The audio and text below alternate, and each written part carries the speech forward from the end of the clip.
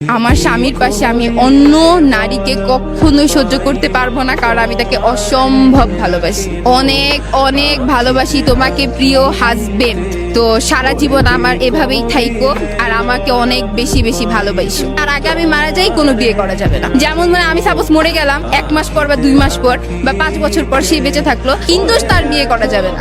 আমার স্মৃতি আঁকড়ায় ধরেই তাকে থাকতে হবে, ওয়াদা করছি না? হ্যাঁ। কেন সেই মানুষটাকে কি অন্য কারোর সাথে দেখতে পারবেন? না না না, ভূত হয়ে ঘাড়ের উপর উঠে বসে থাকবো। আমার স্বামীর পাশে আমি অন্য নারীকে কখনোই সহ্য করতে পারবো না, কারণ আমি তাকে অসম্ভব ভালোবাসি, অনেক অনেক ভালোবাসি তোমাকে প্রিয় হাজবেন্ড।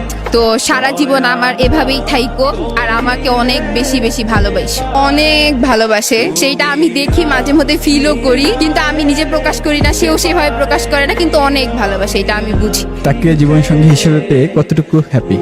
অনেক হ্যাপি, অনেক হ্যাপি।